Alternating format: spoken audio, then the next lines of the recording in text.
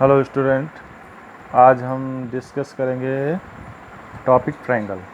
तो ट्रायंगल क्या होता है बेटा? सबसे पहले the triangle and it's property. Triangle क्या होता है? कोई भी ऐसा क्लोज्ड फिगर जो 3 साइडों से मिलकर बना हो, यानी 3 लाइन से मिलकर के बना हो। तो 1 2 3 1 2 3 1 2 3, ठीक है ना। 3 साइडें होती हैं और वो फिगर अगर बंद है, क्लोज्ड है, तो उस फिगर को हम कहेंगे ट्रायंगल। अब ट्रायंगल कई तरह से होते हैं, वो हम तुम्हें आगे बताएंगे। लेकिन सबसे पहले देखो बेसिक में कि उसका नाम कैसे लिखते हैं। जैसे नाम है, यहाँ पे कोई भी ट्रायंगल ले लिया, उसका नाम हमने लिख दिया ABC, ठीक है ना। तो उस ट्रायंगल का नाम जब लिखने चलेंगे तो उसको लिखेंगे ऐसे, ट्रायंगल ABC। ये ट्रायंगल का हमने साइन बना लिया, ठीक है ना, एक रिप्रेजेंटेशन नोटेशन टाइप का। वरना पूरा लिखना पड़ता ये ट्रायंगल की स्पेलिंग, और यहाँ पे लिखना नहीं है, ये छोटा सा बना दिया ऐसे 3 कोने का। तो इसको पढ़ेंगे हम triangle ABC, triangle BCA, triangle CAB। अब तुम यहाँ पे देखो एक चीज़, तुम्हें लग रहा होगा कि ये तीनों ट्रायंगल अलग अलग नहीं है, ये एक ही ट्रायंगल के नाम है, ठीक। यहाँ पे और बना दे, और, ठीक है ना। तो यहाँ पे तुम एक चीज़ देखो, इस ट्रायंगल को हम क्या कहेंगे? ABC। किसी कोने से भी नाम, किसी कोने से भी पकड़ लो और नाम जो है लिख डालो, ठीक है ना। जैसे हमने यहाँ से लिखा ABC, अब कोई बच्चा लिख रहा है BCA, या कोई बच्चा लिख रहा है CAB, तो बेटा हम एक ही ट्रायंगल की बात कर रहे हैं, ठीक है ना। मैथ की लैंग्वेज में और ट्रायंगल में नाम कहीं से भी पढ़ो, फ़र्क नहीं पड़ता, ठीक। लेकिन बाकी सब में फ़र्क पड़ता है, इसमें फ़र्क नहीं पड़ता। अब तुम चाहे इसको ABC बोलो, या BCA बोलो, या CAB बोलो, ठीक। हम बात किसकी कर रहे हैं? एक ही ट्रायंगल की बात कर रहे हैं। अब हम इसकी साइडों पे आ जाते हैं। साइड की बात करें तो साइडें कौन सी हैं? AB लिखा है यहाँ पे, BC लिखा है यहाँ पे, CA लिखा है यहाँ पे। अब कोई बच्चा कह रहा है सर हम इधर से काहे नाम लिखें, हम इधर से क्यों नहीं लिख सकते? जैसे वो लिख रहा है AB को बजाय AB पढ़ने को वो BA लिख रहा है, तब भी बात एक ही है। हम किसकी बात कर रहे हैं? AB लाइन की। जैसे यहाँ पे AB लिखा है तो कोई बच्चा इसको BA लिख रहा है, तो कोई दिक्कत थोड़ी नहीं। बात किसकी की जा रही है? इसी साइड की। हमने इधर लिखा BC, अब कोई बच्चा कह रहा CV लिखेंगे सर हम, ठीक, तब भी बात उसी साइड की हो रही। हमने मान लीजिए यहाँ पे लिखा है CA, अब वो लिख रहा है, कह रहा है नहीं सर इधर से लिखेंगे, AC लिखेंगे, तब भी हम बात किसकी कर रहे हैं? उसी साइड की, ठीक है ना। चाहे AB लिखो या BA लिखो, बात एक ही है। अच्छा एक चीज़ और, जब थोड़ा सा बड़े हो जाओगे, कभी कभी जैसे कोई साइड लिखी होती है, जैसे मैं यहाँ पे साइड में लिख रहा हूँ AB साइड है, तो उसके ऊपर ये छोटा सा बार लगा देते हैं, ठीक है ना। इसका मतलब ये होता है लाइन सेगमेंट। अब हमने तुम्हें यहाँ नहीं बताया, ठीक, इसकी ज़रूरत नहीं है। अब एंगल्स की बात करें, जैसे यहाँ पे कॉर्नर में एंगल ABC ये बने हुए हैं, तो ये एंगल हैं। तो angle A, angle B, angle C। एक तो तुम इनको सिंपली ऐसे लिख सकते हो, angle A, angle B, angle C।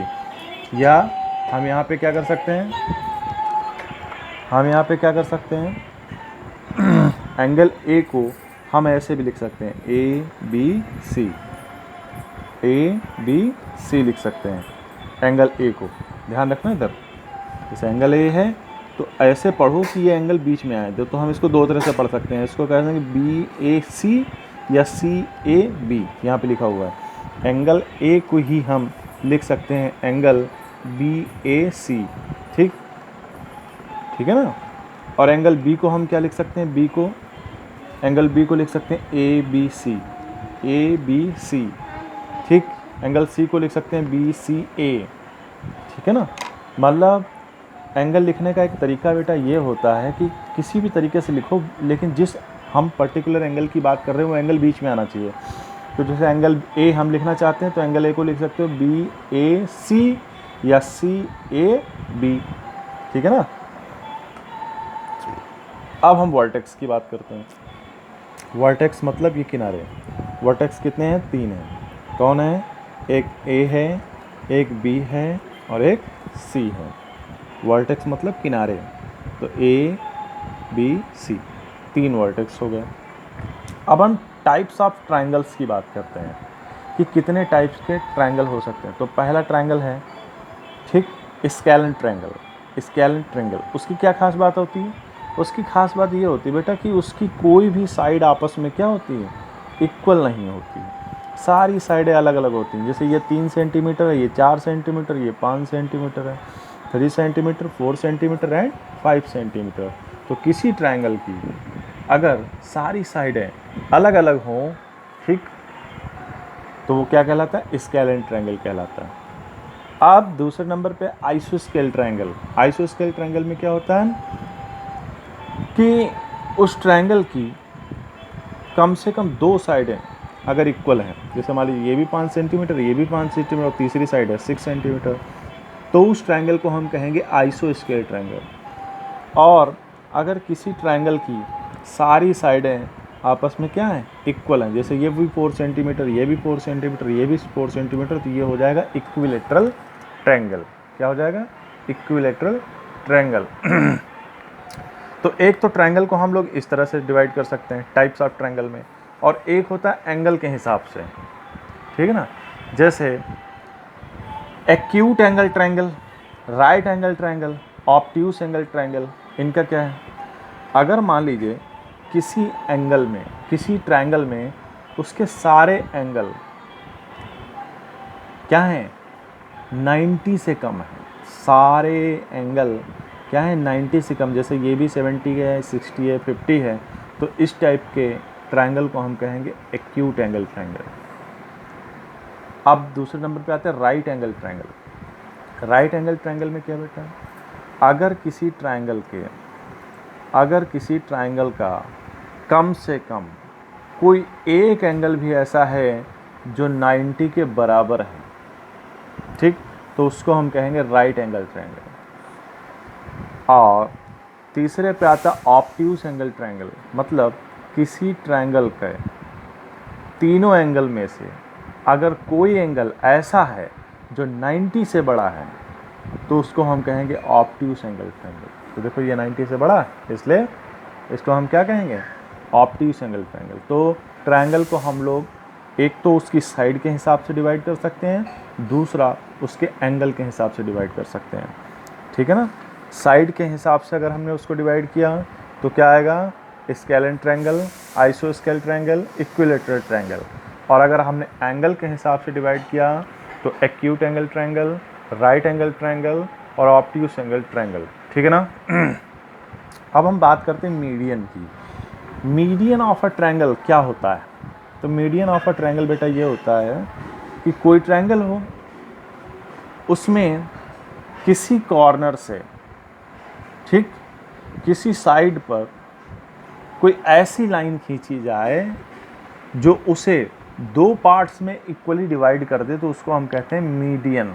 तो जैसे ये पहले BC था 4 सेंटीमीटर, अब यहाँ से, ठीक, मान लीजिए इस पॉइंट का नाम D रख दें, तो जो AD लाइन है वो मीडियन है। क्यों? क्योंकि AD ने क्या किया है?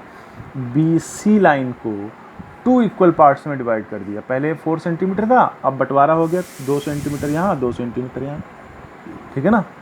अब इसे लाइन तो बहुत सारी है, जैसे मान लो कोई ट्रायंगल ऐसा है, ठीक, और मान लीजिए ये लाइन हमने खींच दी है, यहाँ पे 3 है, यहाँ पे 2, तो अगर ये लिखा हो ABC और ये D, तब यहाँ पे AD मीडियन नहीं माना जाएगा। क्यों? क्योंकि इसने डिवाइड कहाँ किया? बराबर बराबर, इधर 3 सेंटीमीटर इधर 2 सेंटीमीटर, तो ये मीडियन थोड़ी ना। मीडियन ये है कि इस लाइन के इधर भी इक्वल पार्ट है, इधर भी इक्वल पार्ट है, इधर भी BD कितना है? 2 सेंटीमीटर, इधर भी DC कितना है? 2 सेंटीमीटर, तो ये लाइन कहलाती है मीडियन। और एक बात और, किसी ट्रायंगल में कितने मीडियन हो सकते हैं? तो बेटा मैक्सिमम 3 मीडियन हो सकते हैं। देखो जैसे हमने इधर से इधर किया तो ये मीडियन बन गया, अगर हम इधर से इधर खींचते तो ये मीडियन बन जाता, और अगर हम इधर से इधर खींचते तो ये मीडियन बन जाता, ठीक। तो देखा जाए तो ये मीडियन 1, इधर से ये 2 और इधर से ये 3 मीडियन बन जाएंगे। तो इसीलिए हमने लिखा may be 3 median in a triangle. किसी ट्रायंगल में 3 मीडियन भी हो सकते हैं, और ज़रूरी नहीं कि सब में हो ही, किसी ट्रायंगल में हो सकता ना हो, जैसे हमने अभी ऊपर यहाँ पे बनाया है, ठीक है ना। अब हम आते हैं बेटा एल्टीट्यूड पे। एल्टीट्यूड क्या होता है? बेटा एल्टीट्यूड कुछ नहीं, एक तरह से किसी ट्रायंगल की हाइट नाप रहे हैं, ठीक। अब वो ट्रायंगल किस टाइप का है ये डिपेंड करता है। बस तुम्हें एक बात ध्यान देनी, अगर मान लीजिए ये ट्रायंगल बना है ना, तो यहाँ पे तुम ज़मीन में खड़े हो गए, यहाँ पे ज़मीन पे खड़े हो गए ऐसे करके, ठीक, ऐसे, और ऊपर इसके कॉर्नर पे, ठीक है ना। अब यहाँ से ऐसे टच तो कर नहीं पाओगे, तो तुम क्या करोगे, उसके बराबर में ऐसे जितनी ये ऊंचाई होगी इसी को तुम क्या कहोगे, एल्टीट्यूड कहोगे, ठीक है ना। समझ में आई बात। तो एल्टीट्यूड क्या होता है, किसी ट्रायंगल की हाइट होती है। ऐसे एक फिगर मैं बना रहा हूँ यहाँ पे, अब ध्यान देना, ऐसे है ये।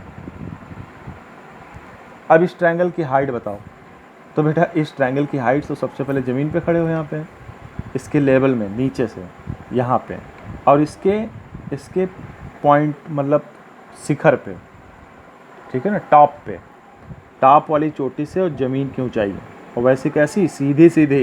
ये नहीं तुम यहाँ पे चढ़ के इधर तिरछा तिरछा पीता लेकर के नाप रहे हो, और सर ये देखो हाइट, ये हाइट थोड़ी ना जीने जैसी है। हाइट हमेशा क्या होती है, ऐसे ली जाती है ना, सीधे परपेंडिकुलर। बात समझ आई। ये फिगर बनाना मत, हमने तुम्हें केवल समझाने के लिए बताया है। और ये जो भी हम कॉपी पे लिखे हैं इसको तुम्हें भी अपनी कॉपी पे लिखना है नोट्स बनाने के लिए, ठीक है बेटा। अब आता है 5th पॉइंट में हम डिस्कस कर रहे हैं, भाई बेसिक चल रहा बेटा, ट्रायंगल चैप्टर स्टार्ट करने वाले हैं उसके लिए हम बेसिक चला रहे हैं। 5th क्या है, exterior angle of a triangle and it's property, कि एक्सटीरियर एंगल क्या होता है। अभी तुमने देखा जैसे कोई ट्रायंगल है, तो किसी ट्रायंगल के जो अंदर बने हैं ये एंगल, उनको कहते हैं इंटीरियर एंगल, और कोई एंगल अगर बाहर बना हो तो उसको हम कहते हैं एक्सटीरियर एंगल। जैसे ये ट्रायंगल है, उसकी कोई एक साइड को अगर आगे तक बढ़ा दो इसे, ठीक है ना। अब सपोज डैट ये हमने बढ़ा दिया, अब तुम हो सकता है कि कहोगे सर ये हम क्यों बढ़ाएं, हम तो जो आप करोगे उसके भी अपोजिट करेंगे, तो हम ये वाला बनाएंगे। कोई बात नहीं, एक बड़े होशियार वो कहेंगे नहीं नहीं सर हम ना ये बढ़ाएंगे ना ये बढ़ाएंगे, हम तो ये वाली बढ़ाएंगे। ठीक है भाई, कोई भी एक साइड बढ़ा दो, तो बाहर जो एंगल बनता है उसको हम क्या कहते हैं, एक्सटीरियर एंगल कहते हैं, एक्सटीरियर एंगल। और इसकी एक बेटा ख़ास बात होती है, हाँ, इसकी एक ख़ास बात ये होती है कि जो एक्सटीरियर एंगल होता है ना, ये वाला एंगल, ठीक, ये वाला एंगल अंदर वाले एंगल के सम के बराबर होता है। अब मान लीजिए इसका नाम हमने सी रख दिया यहाँ पे, तो जो एंगल सी है वो बराबर होगा एंगल ए के और बी के ऐड के। ध्यान देना, एक्सटीरियर एंगल क्या होता है, sum of opposite interior angle, sum of opposite interior angle, ठीक। जा बेटा उधर खेलो जाके, पापा पढ़ाई कर रहे हैं। अपोजिट इंटीरियर एंगल, ठीक है ना, ध्यान रखना। यहाँ पे एक्सटीरियर एंगल है ये, और इसके अपोजिट में ये वाला एंगल मत लेने लगना, मैंने सर ने बोला था। अब जैसे एक एग्जांपल बता रहे हैं हम, जैसे यहाँ पे है, ये एंगल कितना है 130 है, और कैसे आएगा, इन अपोजिट एंगल के सम के बराबर होगा। अब इस पे दो तरह के क्वेश्चन बन जाते हैं, कभी कभी यही रह दिया रहेगा ऐसे करके, मान लीजिए ऐसे दिया है 130 और यहाँ पे दिया है 60, और ये पूछ रहे हैं तुमसे, कहेंगे ये वाला एंगल बताओ, तो तुम्हें पता होता है कि इन दोनों का सम इसके बराबर होता है। तो अगर ये 60 है 60 है, तो इसमें क्या ऐसा जोड़ दें कि इसके बराबर हो जाए, तो 60 + 70 तुम्हें पता चल जाएगा सर इसको 70 होना पड़ेगा। क्यों, क्योंकि हम जानते हैं क्या हुआ कि एक्सटीरियर एंगल जो होता है वो क्या होता है, sum of opposite interior angle के बराबर होता है, तो इन दोनों का योग इसके बराबर होगा। तो अगर ये 60 है तो इसको 70 होना ही पड़ेगा, क्योंकि ये क्या है, एक्सटीरियर एंगल है। तो अभी देखो एक्सरसाइज आएगी, उसमें क्वेश्चन होंगे इस टाइप के, तो हम बताएंगे। चलो अभी जो देखते हैं 6 में क्या, angle sum property of a triangle, angle sum property of a triangle. किसी ट्रायंगल में उसके जो तीनों एंगल होते हैं ए बी सी, इन तीनों को अगर ऐड कर दिया जाए बेटा, तो वो हमेशा कितना आएगा, 180, ज़िंदगी भर तुम्हारे काम आएगा, 180 डिग्री। ध्यान देना। अच्छा ये सब डिग्री में है, जो हमने लिखे नहीं हैं, लिखना पड़ता है थोड़ा सा, ये क्योंकि हम एंगल की बात कर रहे हैं तो एंगल हमेशा डिग्री में नापा जाता है, ध्यान रखना बेटा। ओके, हम देख रहे हैं कैमरे की क्वालिटी अच्छी नहीं आ रही है, मेज पे रख के बनाते हैं तो हिल जाता है ना ये, तो बढ़िया फोकस नहीं लेता। चलो अब दो स्पेशल ट्रायंगल की बात कर लें, एक तो इक्विलेटरल ट्रायंगल और ये आइसोस्केल ट्रायंगल, ठीक है ना। इक्विलेटरल ट्रायंगल की बात करें तो बेटा उसकी सारी साइडें क्या होती हैं, आपस में इक्वल होती हैं। अगर ये भी 4 सेंटीमीटर, ये भी 4 सेंटीमीटर, ये भी 4 सेंटीमीटर, ये क्या होता है, इक्विलेटरल ट्रायंगल होता है। और इक्विलेटरल ट्रायंगल की खास बात होती है कि उसके सारे एंगल भी क्या होते हैं, बराबर होते हैं। सारे एंगल क्या होते हैं, बराबर होते हैं। और अगर इक्विलेटरल होगा तो बराबर बराबर रखोगे तो कितने आएंगे भैया, ये 60 डिग्री आएंगे, 60 डिग्री। आइसोस्केल ट्रायंगल में क्या होता है कि उसकी कोई दो साइडें बराबर होंगी, ठीक है ना। आइसोस्केल ट्रायंगल में क्या, उसकी कोई दो साइडें बराबर होंगी। अब मान लो कि ये साइड और ये साइड बराबर है, तो अगर ये साइडें अपोजिट बराबर हैं तो ध्यान रखना कि बेटा इनके एंगल भी आपस में क्या होंगे, बराबर होंगे। इसलिए मैंने यहाँ पे लिखा है कि opposite angle of equal sides are equal, ये हमने लिखा हुआ है साइड में, ठीक है ना। तो पता चला अगर ये 50 है तो ये भी 50 होगा, क्यों, क्योंकि ये आइसोस्केल ट्रायंगल है, ठीक है ना। तो ये भी एक पॉइंट है, ध्यान रखना। ये चीज़ें देखो 7th में पढ़ाई जा रही हैं, और तो यही चीज़ें मैं 9th में भी एक बार पढ़ाता हूँ, 10th में भी पढ़ाता हूँ, ठीक है ना, क्योंकि बच्चे क्या होते हैं, भूल जाते हैं। ये बेसिक चीज़ें हैं जो याद रहनी चाहिए। अब है sum of the length of two side of a triangle. ये एक नई चीज़ है तुम्हारे क्लास में, इसको समझ लो क्या है कि अगर कोई ट्रायंगल है, लिखा है यहाँ पे प्रॉपर्टी में, sum of the length of two sides of a triangle is always greater than third side. इस कहने का मतलब कि अगर कोई ट्रायंगल है उसमें कोई भी दो साइडें अगर एक साथ ले लो और उनको ऐड कर दो, तो वो जो बची हुई तीसरी साइड है उससे हमेशा और हमेशा बड़ी आएगी। अब तुम कहोगे सर इसमें कौन सी बड़ी बात है, ये तो हमेशा ही होगा। नहीं, ऐसा नहीं होता, ठीक है ना। अगर ये प्रॉपर्टी फॉलो नहीं होती तो तुम समझ लो बेटा कि वो ट्रायंगल कभी बन नहीं सकता। अब एक एग्जाम्पल मैं तुम्हें ऐसे बताऊं, कोई कहे सर ये 3 है, ये 4 है और ये कितना है 7, तो बेटा ये कभी ट्रायंगल बन ही नहीं पाएगा। क्यों, मैंने क्या बताया। अभी चलो इसको लेके देखो, कोई दो साइडें उठाओ और देखो तीसरी से बड़ी है कि नहीं। देखो ये 7 + 3, 7 + 3 क्या है, इससे 4 से बड़ा होगा कि नहीं।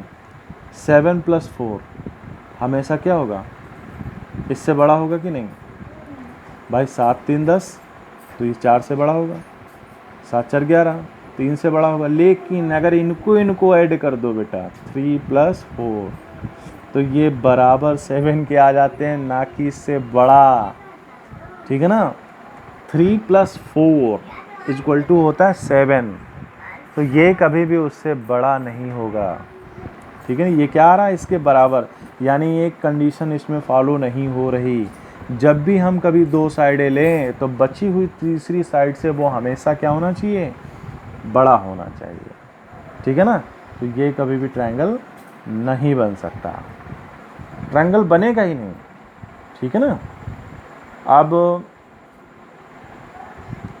तो हम लिख दें it is not possible, it is not a triangle, ये कभी एक ट्रायंगल नहीं बनेगा, ध्यान रखना बेटा। अब हम बात करते हैं 9th वाली प्रॉपर्टी पे। 9th की प्रॉपर्टी क्या कहती है, मतलब ये भी बड़ा इंपॉर्टेंट है। अगर कोई राइट एंगल ट्रायंगल है तो नीचे का बेस कहलाएगा, इधर का जो ये स्लाइड डार दिख रहा है ना, इसको हम कहते हैं हाइपोटेन्यूज। क्या कहते हैं, हाइपोटेन्यूज। और जो परपेंडिकुलर खड़ा हुआ है उसको हम कहते हैं मतलब जो सीधा सीधा खड़ा हुआ उसको हम कहते हैं एल्टीट्यूड या परपेंडिकुलर, एल्टीट्यूड या परपेंडिकुलर। तो इसमें एक रिलेशन होता, पाइथागोरस एक बहुत बड़े मैथमेटिशियन थे, उन्होंने बताया था, उन्होंने क्या बताया कि जो ये लंबी वाली स्लाइड वाली साइड है, ये इसका स्क्वायर इन दोनों छोटी वाली साइडों के स्क्वायर के सम के बराबर होता है। यानी A C square is equal to A B square plus B C square, A B square plus B C square. तो ये फार्मूला यहाँ से 3 फार्मूले बन जाते हैं। तो इसको देख लेना बेटा कि जब ए सी निकालोगे तो ये स्क्वायर इस पे आ जाएगा, इसको रूट में बदल देगा। अच्छा, अभी तुमने शायद 7th क्लास में रूट पढ़ा नहीं होगा तो तुम्हें ये बड़ा अजीब लग रहा होगा, ठीक है ना। इसी तरह से जब बी सी निकालेंगे, अगर कभी बी सी निकालना हो तो इसके स्क्वायर में से इसका स्क्वायर घटा दो, और कभी ए बी निकालना हो तो ये हाइपोटेन्यूज के स्क्वायर में से एल्टीट्यूड घटा दो। वही तो लिखा है यहाँ पे। तो ये 3 फार्मूले हैं जो हमने इसमें लिखे हैं। ये जब तुम्हारा चैप्टर स्टार्ट होगा तब हम तुम्हें बताएं, ठीक है बेटा। और ये वीडियो बहुत बड़ा हो गया करीब 20 मिनट का, तो देखना भी बड़ा कठिन है। तो भैया अब बंद करते हैं, ठीक है ना। और ये रहा आज का बेसिक, इतना तुम्हें आना चाहिए बेटा, तब तुम्हें ट्रायंगल थोड़ी सी समझ में आएगा। ओके बेटा, बाय।